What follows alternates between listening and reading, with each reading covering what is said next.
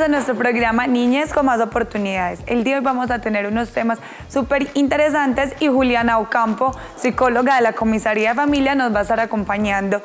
Así que pedimos a que los padres de familia el día de hoy estén acompañando a nuestros niños en el programa. Bienvenidos. Bueno, como lo dije al inicio de nuestro programa, que tenemos a Juliana Ocampo, ya nos va a estar acompañando y vamos a hablar un poquito acerca de los temas que se tratan en la Comisaría de Familia. Juli, bienvenida a nuestro programa de Niñez con Más Oportunidades. Muchas gracias por la invitación y por poder permitirnos un espacio donde vamos a conocer los temas que abordamos dentro de la Comisaría de Familia, que es una entidad fundamental también pues, que contribuye al bienestar de la comunidad, de las familias y sobre todo de los niños y las niñas y los adolescentes. Así es, Juli. Bueno, Juli, empecemos dándole un contexto a todos nuestros televidentes de qué es una comisaría de familia. Una comisaría de familia es una entidad, digamos, con funciones administrativas, donde el objetivo o la misión principal es prevenir, garantizar, restablecer y reparar, digamos, los derechos que se encuentran vulnerados. Se supone, pues digamos que las funciones principales de las comisarías de familia son en torno a las familias y uno de los temas principales que se aborda son las violencias, ¿cierto? Los diferentes tipos de violencias que se dan dentro de un núcleo familiar, dentro de las personas que viven bajo un mismo techo. Pero también abordamos temas fundamentales que es el restablecimiento de derechos con menores de edad, con niños, niñas y adolescentes. Entonces, no solamente nos enfocamos en la familia y en las violencias, sino también, y muy importante, en los menores de edad. Bueno, es muy importante, obviamente, que cada municipio cuente con esto para que la gente se sienta como que un poquito más cercana y que también sepan dónde se puede recurrir en caso de que, como tú dices, exista alguna violencia. Juli, ¿qué profesionales la integran? Las comisarías de familia están integradas, digamos, por profesionales del área de derecho, pues jurídica, que es el comisario de familia, y equipo psicosocial, trabajador o trabajadora social, psicólogo o psicóloga y auxiliar administrativo.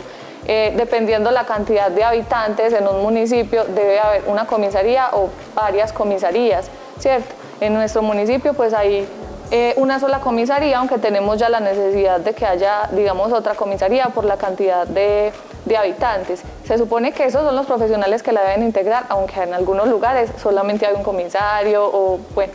Nosotros en la comisaría de familia somos dos, pues el comisario de familia, 2 personas del área de psicología, 2 personas del área de trabajo social, un asesor jurídico y un auxiliar administrativo. Bueno, está muy bien integrada para, obviamente, toda nuestra comunidad también tenga ese apoyo como lo mencionábamos anteriormente. Juli, ¿qué tipos de casos se atienden en la comisaría de familia? Bueno, como les estaba comentando al principio, pues abordamos, digamos, como 2 líneas de temas. Pues unas, digamos, todo lo que tiene que ver con familia y violencias dentro de la familia, dentro de las personas que viven en un mismo techo, ¿cierto? Que son las violencias, pues, ¿qué tipos de violencias hay? Violencia física, violencia psicológica, violencia sexual, violencia económica. Cuando nos sintamos violentados de alguna manera podemos acudir a la comisaría de familia. Entonces manejamos y acompañamos a las familias en los temas de violencias con adultos, ¿cierto? Que pase también entre adultos. Y por otro lado, entonces también abordamos los temas que tienen que ver con menores de edad. Con menores de edad también hay muchísimas situaciones que vulneran, digamos, los derechos. En cuanto a violencia física, violencia psicológica, violencia sexual, ¿cierto? También hay negligencia, cuando, digamos, los papás, las mamás, los cuidadores, las personas que se hacen cargo de los niños, no son lo suficientemente responsables con ese cuidado. Cuando hay, digamos, un descuido por parte de la familia, entonces esos temas también los manejamos. Obviamente cuando hay maltrato, que ya lo mencioné, cuando hay abuso sexual, desafortunadamente en nuestro municipio se presentan muchos casos de abuso sexual. Una cifra importante, pues para el año llevamos 35 casos de abuso sexual reportados, pero son muchos los que no se reportan, ¿cierto? Porque a veces también las familias hacen caso omiso, prefieren no hacerlo como por temor o por evitar un problema, o porque desafortunadamente en muchas ocasiones no le creen a los niños, ¿cierto? Entonces, en ese tema específicamente del abuso sexual, pues de cualquier vulneración hacia los niños, pero del abuso sexual es fundamental creerles. O sea, si un niño hace una manifestación de que algo está pasando con ellos, de que una persona no les gusta, de que no se sienten bien en algún espacio, es fundamental creerles. Si, así sea, digamos, como por sospecha o por la inquietud de acoger al niño en eso que está manifestando, activar la ruta de atención pues como inmediatamente también. Sí. Claro que sí, Juli, yo también pienso que es muy importante porque, bueno, si los niños no se les cree, yo pues no tengo mucho conocimiento, de pronto tú que eres psicóloga, también puede generarles en ellos algún problema pues, psicológico desde que obviamente digamos la mamá o el papá no le crea a un niño de que está siendo violentado. Claro, porque todas las vulneraciones, pues adultos y más a menores de edad, traen unas implicaciones y unas afectaciones psicológicas. Si a un niño no le creemos o no acudimos a eso que le está diciendo y no actuamos, pues hay muchísimas probabilidades de que esa situación no se frene y de que esa situación continúe. Entonces, ¿cuánto tiempo puede permanecer un niño siendo víctima de una situación de maltrato o de abuso sexual o algo que no esté bien con él, que esté, digamos, vulnerando como sus derechos y esté afectando pues su integridad? Entonces es importantísimo acogerlos pues dentro de eso.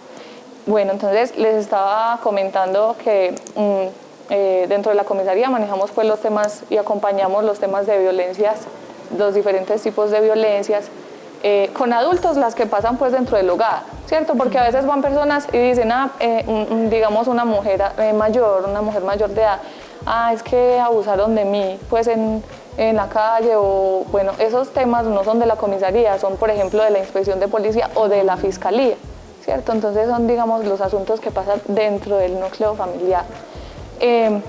Como les estaba diciendo, entonces las violencias, la vulneración hacia los niños y unos temas que son también fundamentales y que es, digamos, una de los acompañamientos que se prestan mayormente en la comisaría son las audiencias de conciliación. En nuestro municipio la comunidad hace mucho uso de las audiencias de conciliación para fijar la cuota de alimentos a los niños y las visitas, ¿cierto? Digamos, cuando los papás se separan, cuando los papás tienen como conflictos en la comunicación y no pueden acordar eso de palabra, pues entonces acuden a la comisaría. Es fundamental porque los niños tienen también derecho a los alimentos y es un derecho que se ve supremamente vulnerado. Pues pareciera ilógico decirle a un papá o a una mamá, hágase cargo de su hijo, ¿cierto? Si es suyo, usted se tiene que hacer responsable de él, pero hay que hacerlo porque realmente en muchísimos casos no es así, hay que reglamentarlo. Y pese a que se reglamenta, pues tampoco a veces lo hacen. Así es, bueno, Juli, digamos si un niño o un joven está presentando como violencia dentro del hogar, sí, ¿cómo puede hacer para comunicarse con la comisaría de familia o tiene que ir directamente? ¿Cómo sería como todo este proceso que se lleva a cabo? Cuando hay alguna vulneración a algún menor de edad, digamos de tipo, por ejemplo, algún maltrato físico, es importantísimo siempre activar la ruta de atención por salud. Es importante que se le presten a los niños el servicio médico, una valoración médica, que se encuentre, pues, digamos, bien, y posteriormente del hospital lo remiten a la comisaría, lo deben remitir inmediatamente a la comisaría para nosotros entonces activar el proceso que corresponde, que sería un proceso de restablecimiento de derechos. Lo mismo en un caso de abuso sexual. Digamos, legalmente en todos los casos de violencia, sea con menores de edad, también con pequeñitos, de acuerdo a la ley 1257, ¿cierto? Que es la ley, digamos, que aborda también el tema de violencias. Todas las rutas de atención en caso de violencias deben iniciarse en el hospital o en el área de salud y nos remiten a nosotros inmediatamente para hacer nuestras actuaciones, pues, administrativas y de protección, que ahorita les explico, pues, como sobre las medidas de protección. Bueno, ya saben, el primer paso siempre va a ser llegar como al hospital y ya de ahí los empiezan a remitir como todo el tema de la comisaría. Una invitación, Juli, como para también las personas que sufren de este tipo de violencias, de acoso sexual, para que denuncien. O sea, esto es algo que se debía hacer porque si no va a seguir recurriendo y se va a seguir presentando y pues obviamente eso es lo que no se quiere que se logre. Es fundamental y, digamos, es muy importante saber que dentro del municipio contamos con el espacio de la comisaría de familia, desde donde los podemos acompañar en todos los temas, digamos, de vulneración de derechos, en las situaciones que ustedes consideren que dentro de su propia familia se encuentran en riesgo. Por muchísimas situaciones por ejemplo, hay mujeres que no denuncian, ¿cierto? Porque dependen económicamente de sus esposos, porque no cuentan con una red de apoyo. O sea, si por ejemplo se separan de su esposo, ¿para dónde se van a ir? Si no tienen trabajo, entonces, ¿para dónde se van a ir o qué van a hacer si se separan? Pero nosotros también dentro de las asesorías que brindamos podemos ayudar y guiarlas, digamos, en esos asuntos, porque no es justo, digamos, para su vida, ¿cierto? Y para su bienestar, quedarse sometidas en una situación de violencia que no solo las puede perjudicar a ellas, sino también a los niños, ¿cierto? Porque es considerado maltrato infantil el hecho de que un niño presencie la violencia en su casa, porque hay unas afectaciones psicológicas a partir de eso. Bueno, importante decir que la violencia no solamente es hacia las mujeres, hacia la mamá de los niños, sino también que hay hombres violentados de muchas formas, ¿cierto? Y que digamos por machismo o por unas ideas que tenemos socialmente de que los hombres son más fuertes o menos vulnerables, pues no denuncian a veces, muchas veces como por vergüenza. Claro. Pero no, claro, nosotros también llevamos quejas de violencia establecidas por hombres porque sus compañeras los violentan. Así es. Bueno, Juli, ¿qué una violencia intrafamiliar? Una violencia intrafamiliar, como lo estábamos hablando hace ratico, es una violencia que pasa dentro del mismo techo, ¿cierto? Si nosotras dos vivimos juntas, pues así no tengamos parentesco, es una violencia intrafamiliar, estamos dentro de un mismo núcleo familiar. Entonces es importante también hacer como esa diferencia, qué violencias pasan dentro de la casa para saber si podemos ir a la comisaría o qué violencias pasan por fuera para saber si vamos a otra entidad, por ejemplo a la fiscalía o por ejemplo a la inspección de policía. Y la violencia intrafamiliar se da dentro de los diferentes sistemas de la familia. Entonces, como en la familia hay sistemas, del sistema, digamos, parental, que es de los papás, ¿cierto? Y el sistema también, el sistema, conyugal, que es el de los papás, y el sistema parental, que es la relación que tienen los papás con los niños. Entonces, todo lo que pase ahí, si los papás se agreden entre ellos, podemos ir a la comisaría. Si hay violencia a los niños, también debemos, pues, como poner en conocimiento la situación. Entonces es lo que pasa dentro del mismo techo. Bueno, Juli, ¿qué procesos se llevan a cabo en una comisaría cuando hay violencia dentro del hogar? Cuando hay violencia dentro del hogar, las personas se dirigen, importante dirigirse pues a la comisaría si pasa dentro del hogar, ¿cierto?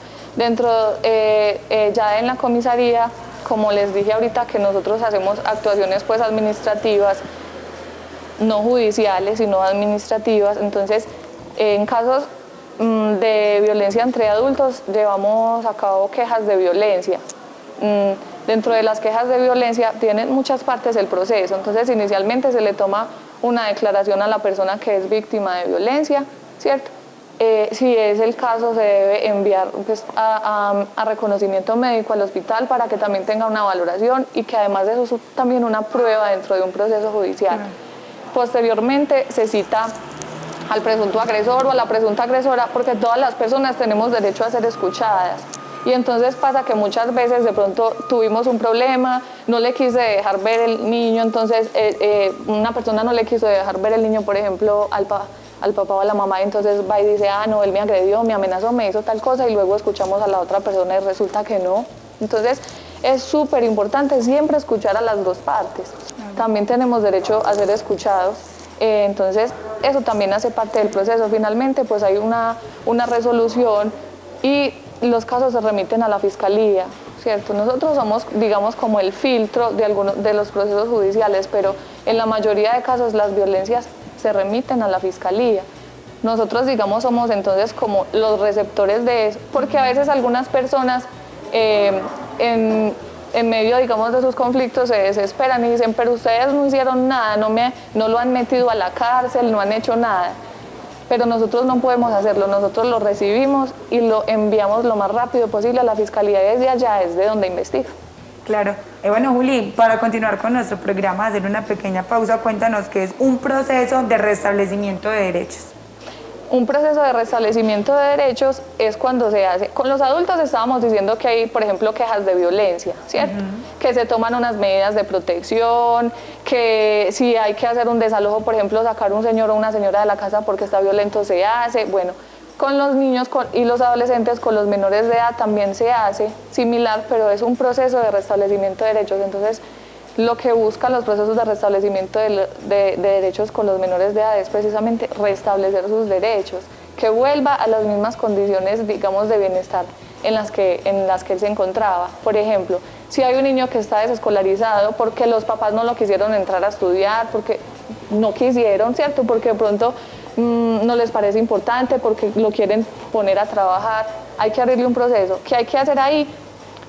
Hablar con la familia, buscar un cupo en una institución educativa. Los papás siempre deben presentar el soporte de que están haciendo todas esas acciones y esos trámites para que él esté bien. Entonces, un proceso de restablecimiento busca eso, que restablecer los derechos, que si hay alguno que está fallando, pues entonces se cumpla y esté bien.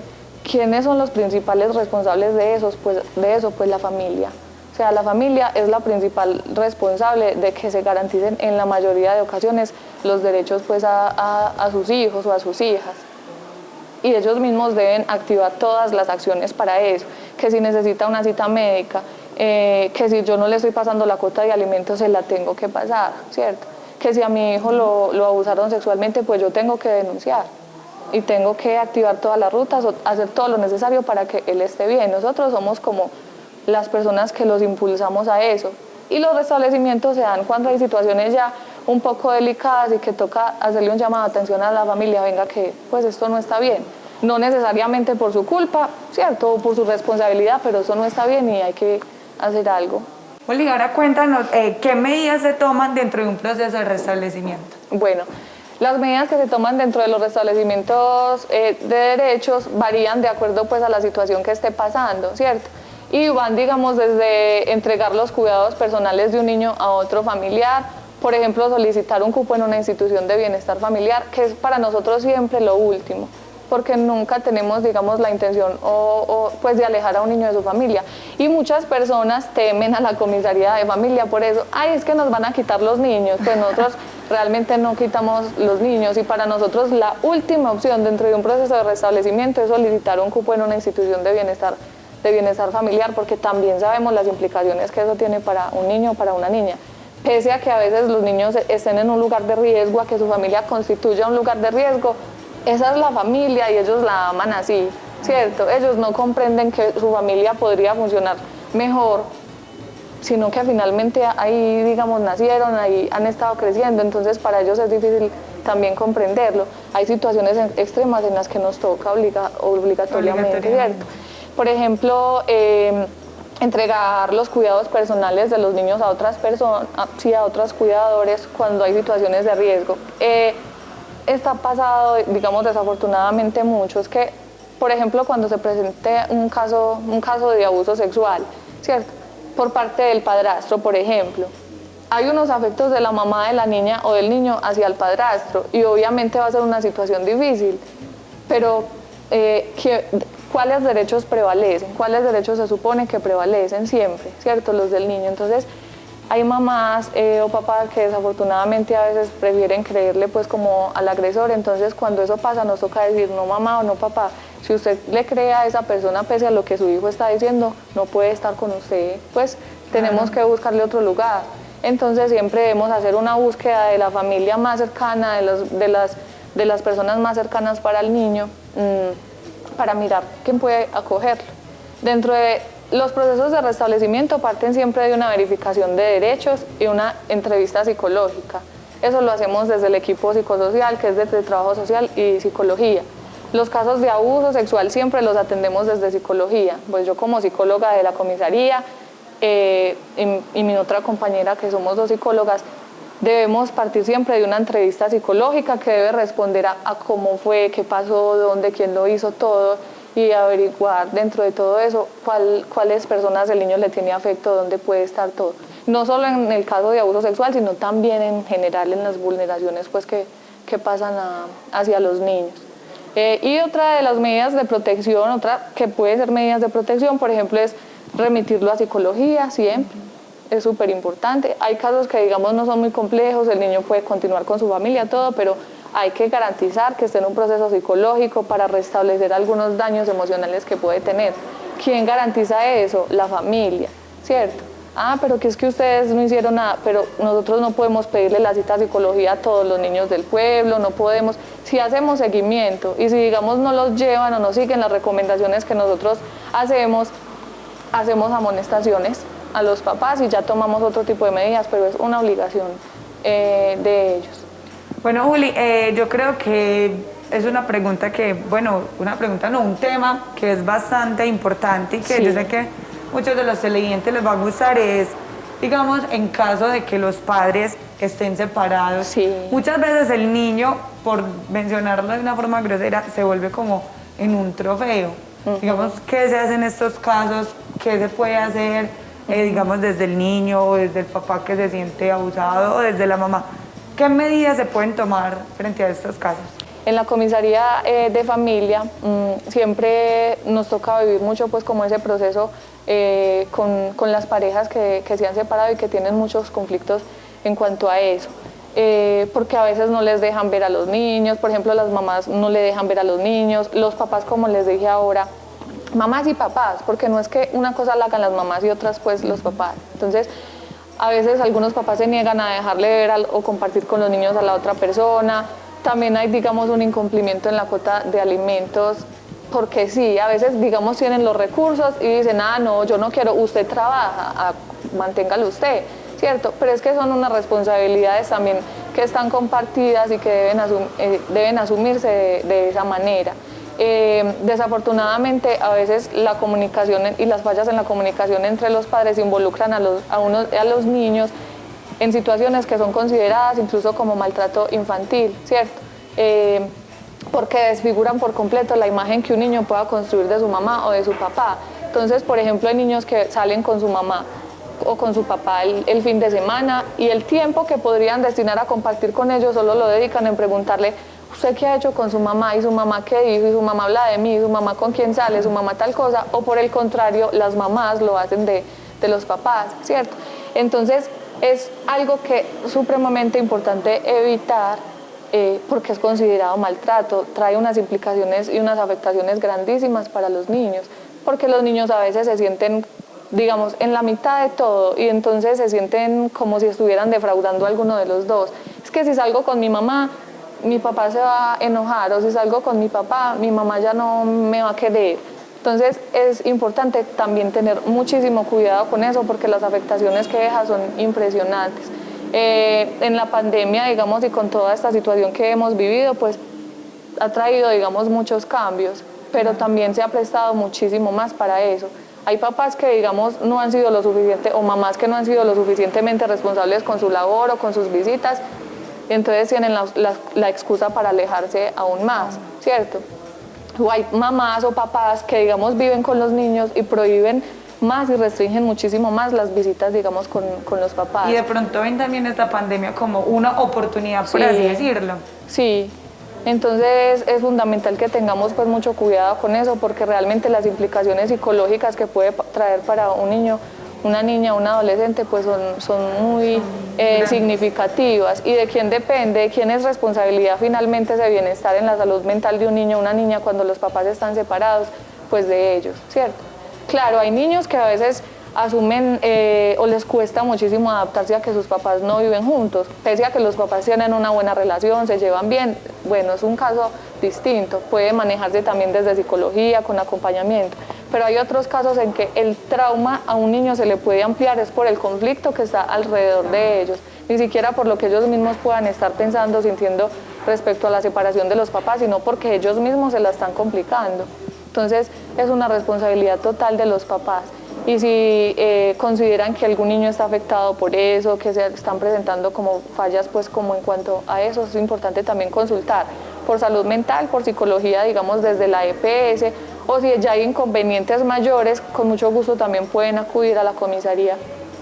Bueno, ahí tienen la invitación y Juli, voy a darle una pregunta que creo que a muchas personas les pasa. En caso de que el papá o la mamá estén separados y consigan otra persona aparte, ¿cómo se debe llevar esto, pues este caso dentro de los niños? O sea, ¿cómo se debe hacer? Porque muchas veces como que el niño, ay no, o puede empezar a ver a la otra persona como o el papá o como la mamá, por así decirlo. ¿Cómo se debe llevar esto? Bueno, el tema es, digamos, también muy importante. Dentro de la comisaría de familia nosotros hacemos también audiencias para solicitud de cuidados personales. Por ejemplo, si usted considera, usted tiene un hijo, usted considera que no, y vive con su papá, ¿cierto? Usted considera que su hijo no está bien con su papá, usted tiene todo el derecho a solicitar que esté con usted, que esté bajo su cuidado. Y esta es una situación que se presenta a veces, muchas veces, que se presenta a veces cuando los papás, digamos, tienen otra pareja, porque presumimos o asumimos que les va a pasar algo delicado. Entonces a veces llegan papás y dicen, pero es que la mamá de los niños se consiguió otra pareja, está viviendo con él, yo no quiero que los vayan a abusar, que les vaya a pasar nada. Pues muchas probabilidades hay de que algo les pueda pasar, pero puede ser una especulación hasta en tanto no suceda, ¿cierto? También debe haber algo concreto o alguna preocupación real que usted diga, no, la niña me dijo esto, me manifestó también esto, ¿cierto? Porque es que, ¿quién le prohíbe a una persona que tenga una pareja? O sea, no podemos, digamos, restringirle a la mamá o al papá de un niño, no señor, usted no puede tener una pareja porque usted tiene ya unos hijos, pues es imposible, hace parte de la intimidad y de la vida personal de otra persona, que hay que garantizar que la pareja también contribuya al bienestar de ese niño, ¿cierto? Que le dé también un trato de respeto, que lo cuide, que lo proteja. Y que también de alguna manera le haga entender al niño o a la niña la situación que se está presentando en el momento, que también, como dice Juli, o sea, es muy difícil decirle a la persona, no, es que no te puedes volver a enamorar o no puedes volver a conseguir otra pareja, porque ya tenemos un niño o una niña de por medio. Que es muy importante ahí, que los papás que no viven con los niños, o pues los papás, me refiero a papá y mamá, que de pronto no estén viviendo con los niños y el niño viva con su papá o su mamá y la pareja pues de esta, pues supervise siempre, ¿cierto? Que esté pendiente, no saturarlo siempre de preguntas, por ejemplo, cuando se vea con él, pero sí decirle, ay, bueno, ¿y con quién están viviendo? ¿Y te trató bien a esa persona? O estar muy atento de cositas muy sutiles que el niño o la niña le pueda ir diciendo en cuanto a esas personas específicamente. Los niños son súper receptivos y a los niños no les gusta a veces alguien, también mirar por qué, ¿cierto? Si le tienen miedo a alguien, mirar qué también está pasando. Pero no podemos presumir que por el hecho de que ya solamente la mamá o el papá del niño tiene otra pareja, esa pareja le va a ocasionar un daño. No siempre pasa, sí ha pasado muchas veces, pero no siempre. Bueno, Juli, hablemos ya más de qué debo hacer si soy víctima de abuso sexual. Cuando, digamos, una persona es víctima de abuso sexual, como también lo estábamos explicando ahora, debe siempre activarse la ruta por salud en cualquier tipo de violencia, ¿cierto? Si es violencia, bueno, física, si es violencia sexual, inmediatamente hay que acudir al hospital para tener una valoración. Desde el hospital y de acuerdo a los protocolos que se manejan para la atención de víctimas de violencia sexual, ellos ya determinan si de acuerdo al tiempo que ha pasado deben realizar el reconocimiento médico o no, ¿cierto? Pero en caso de menores de edad, siempre nos deben remitir a nosotros a protección. Digamos, dentro del municipio nosotros somos protección, entonces primero van a salud y luego nosotros para mirar. ¿Qué es lo más importante de mirar en un caso de abuso sexual, sobre todo con niños o niñas? Pues que el niño o la niña no viva con la persona dentro de la misma casa. Y si eso pasa, pues hay que retirarlo de allá, hay que sacar a la persona, pero no puede estar cerca de esa persona, entonces son unas de las medidas de protección que hay que tomar. En caso pues con los niños o las niñas. Cuando es con adultos, la violencia sexual se activa. Si es dentro del mismo núcleo familiar, pues en la comisaría de familia. Si es por fuera, en la fiscalía. Bueno, Juli, ya para finalizar nuestro programa, qué rico que hagamos una invitación a todas las personas que nos están viendo para que acudan a la comisaría de familia, para que, mejor dicho, o sea, la tenemos acá presente en nuestro municipio, o sea, pongan las denuncias, hagan todo este tipo de cosas para que obviamente todo vaya mermando y bueno, en caso de abuso sexual, un abuso intrafamiliar, de todos los abusos que hablamos el día de hoy, se denuncie. Sí. No, la invitación para todos es a que hagan uso, digamos, de los servicios de la comisaría de familia. Somos un equipo que siempre estamos pues dispuestos y prestos a atender los casos a la mayor brevedad posible, ¿cierto? A veces quisiéramos obviamente atenderlos inmediatamente. Para todos, digamos, su situación personal es la más importante, es la más difícil, y nosotros tratamos siempre de darle trámite pues de la manera correcta. Es importante que sepan que todas las denuncias se deben denunciar. Hay muchísimos motivos por los que no se hacen, por temor, por intimidación, porque entonces yo no sé qué hacer, porque entonces si me quedo sola tal cosa.